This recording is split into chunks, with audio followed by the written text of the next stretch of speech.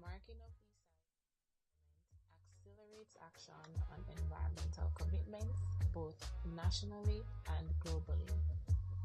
ESAs are characterized as having critical ecological features which cannot be easily replaced. Impacts in these areas can negatively affect rare and threatened species, ecosystem services, livelihoods, and the quality of life. The protection offered to these areas will contribute to the further strengthening of the natural resilience of the country and provide for the sustainable use of Jamaica's natural resources in support of national economic objectives. These 15 ecologically sensitive areas, like jewels in Jamaica's crown, are not just geographical wonders. They are guardians of biodiversity, contributing to our resilience. The Jamaican government, led by the Ministry of Economic Growth and Job Creation, is committed to taking care of the environment. They understand how important it is to balance progress and preserve nature.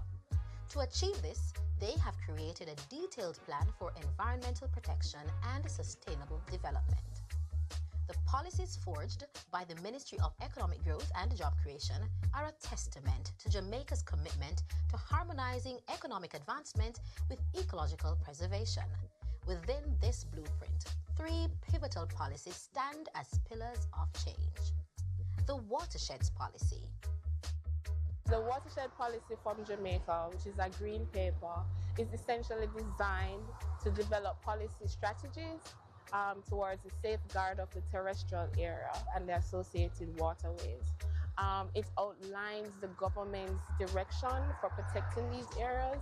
It speaks about the collaboration between the various responsible agencies because the work extends beyond the Ministry of Economic Growth and Job Creation and the National Environment and Planning Agency. We have other major stakeholders such as the Water Resources Authority, the Forestry Department, who are all doing work.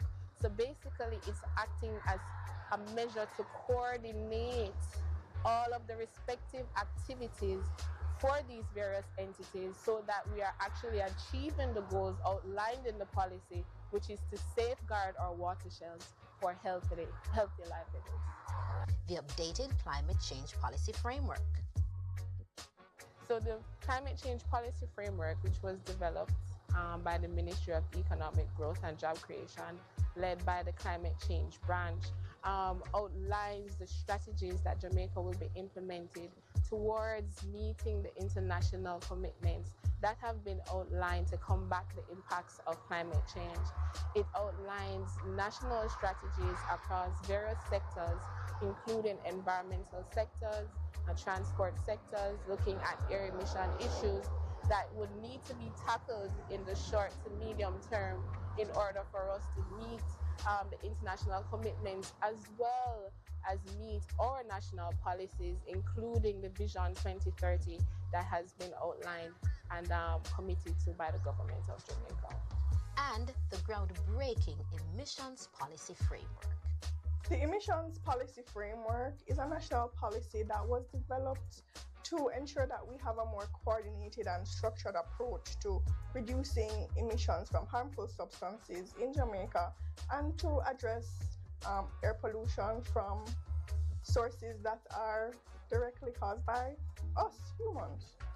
In the heart of this ecological symphony, Jamaica is orchestrating a bold movement. A countdown, not just to a date, but to a future where the harmony between humanity and nature resounds louder than ever before, aiming for a remarkable milestone. In the financial year 2023-24, government commenced the preparation of a new protected areas policy for Jamaica, which will replace the 1997 policy. Thereafter, the government will pursue the promulgation of long overdue omnibus protected areas legislation that will govern over 350 declared protected areas in the country, including fish sanctuaries, national and marine parks, and cultural and heritage sites. Mr. President, in strengthening the legislative framework governing protected areas, the government promulgated new protected areas regulations under the Natural Resources Conservation Authority Act in 2023-2024. Mr. President, I am proud to hold these gazetted regulations up this morning as they have just come from the printed office. Mr. President.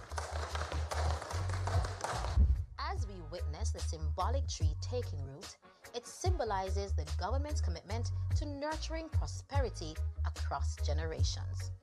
A flourishing ecosystem becomes the cornerstone of a prosperous nation. The story doesn't end here. It's an ongoing journey of cultivation and care. Jamaica is fostering a sustainable legacy where every ecological sensitive area and policy is a seed contributing to a sustainable future.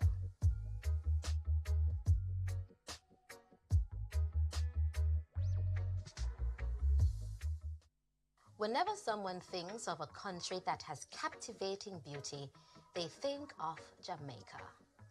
Jamaica is a tapestry of ecological treasures that the government under the Ministry of Economic Growth and Job Creation, MEGJC, saw fit to name ecologically sensitive areas, or ESAs. These areas, woven into the fabric of the island, play a crucial role in preserving its natural heritage. Welcome to Crown Jewels, the ecologically sensitive areas of Jamaica. Ecologically sensitive areas are regions characterized by their unique ecosystems and biodiversity. They serve as vital habitats, ensuring the survival of numerous plant and animal species. But what do the ecologically sensitive areas really contribute to Jamaica? So these areas, because of the ecological significance, it's flagged for its high biodiversity. And the biodiversity, it really contributes to your everyday life in terms of building resilience, in terms of coastal resilience. It offers habitats for some of the species that we like to enjoy. So if you think about even eating fish, the nursery areas within some of these mangrove habitats that are found within the ESA contribute to your livelihood. They also offer ecosystem services, resilience against extreme weather events, resilience against coastal erosion, as well as acting as barrier against high wave energy. And how were they chosen? Well, the initial list that was endorsed and approved by the government of Jamaica came about as a recommendation from the National Environment and Planning Agency in consultation actually with the Jamaica National Heritage Trust, the Urban Development Corporation, and the Forestry Department, because we would have recognized that in our planning and development processes, these areas would have been the subject of development consideration. And looking at the environmental sensitivities in this area, we propositioned to the government that maybe we should be looking to give policy directives implementing.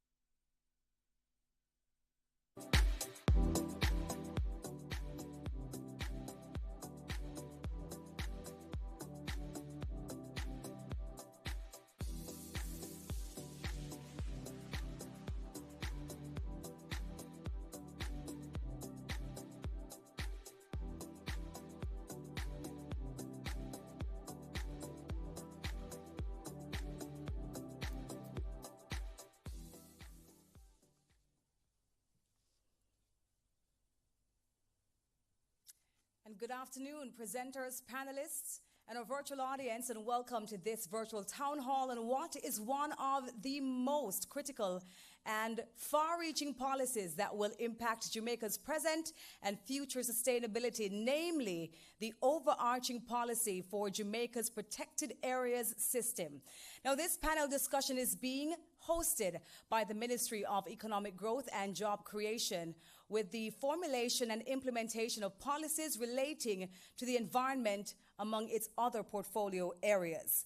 I'm Debbie Bissoon, your moderator for this town hall, and joining me on stage is an esteemed lineup of presenters. It is my pleasure to acknowledge Senator the Honorable Matthew Samuda, Minister without portfolio in the Ministry of Economic Growth and Job Creation, who has responsibility for the environment, water, and climate change portfolios, in addition to the blue and green economies. We also have with us Mrs. Arlene Williams, Permanent Secretary in the Ministry of Economic Growth and Job Creation. Joining us as well this afternoon is Mrs. Lorna Bailey, Director of Public Education, Public Relations and Communication at the Jamaica National Heritage Trust. We also have with us Mr. Philip Cross, Principal Director, Legal and Forest Enforcement Services Division. Also joining us, Miss DeAndrea Roberts, Research and Officer for the Capture Fisheries Division at the National Fisheries Authority. We also have with us Ms. Hugh Garcia Green, Coordinator Protected Areas Branch of the National Environment and Planning Agency, NEPA. Joining the panel is Dr. Tony Ann Miller, Director Natural Resources, Environment Risk Management Branch in the Ministry of Economic Growth and Job Creation. And later on in the discussion segment of the program, we will be joined by a number of panelists, including Ms. Gillian Guthrie, Chief Technical Director, Development Planning, Environment Policy and Management Division in the Ministry of Economic Growth and Job Creation, MEGJC. Also, we'll have Ms. Andrea Donaldson, Senior Manager, Conservation and Protection Subdivision for the National Environment and Planning Agency, NEPA. And rounding out the panel will be Mr. Stephen Smichael, Principal Director, Capture Fisheries Division at the National Fisheries Authority.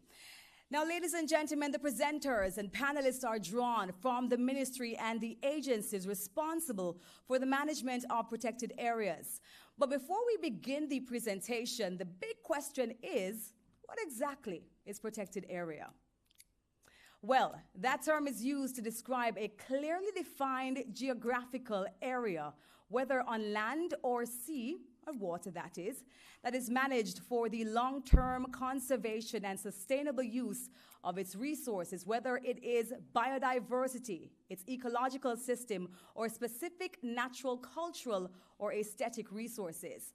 Their many benefits not only include safeguarding biodiversity and providing ecosystem services, but they also conserve our water resources and mitigate or lessen the impacts of natural hazards.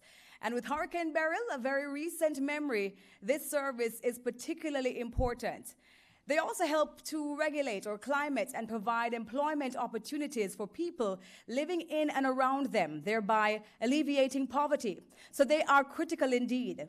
A system of protected areas is necessary to ensure that Jamaica's diverse ecological areas, culture, and heritage are under effective protection and management. So the experts from the ministry and the various agencies are here to shed light on what is outlined in the draft overarching policy for Jamaica's protected areas system, with a view of finalizing the green paper for submission to Cabinet for its consideration. But remember, your input is absolutely important, and so we invite you to place your comments or questions on the Ministry's YouTube and Facebook pages at MEGJC_JM or on the JIS website. Not the website, the YouTube and Facebook pages at JIS. Persons may also read the overarching protected areas policy green paper on the ministry's website at www.megjc_gov.jm. Written comments may be submitted via email at ermb@megjc.gov.jm with the subject line Overarching Protected Areas Policy for Jamaica. for Jamaica, beg your pardon. Now, written comments in hard copy may be sent to the Environment and Risk Management Branch, Ministry of Economic Growth and Job Creation, at 16A, Halfway Tree Road, Kingston 5, no later than July 30, 2024. So we have much to go through this afternoon. So without further ado, I invite at this time Permanent Secretary in the Ministry of Economic Growth and Job Creation, Mrs. Arlene Williams, to deliver her opening remarks.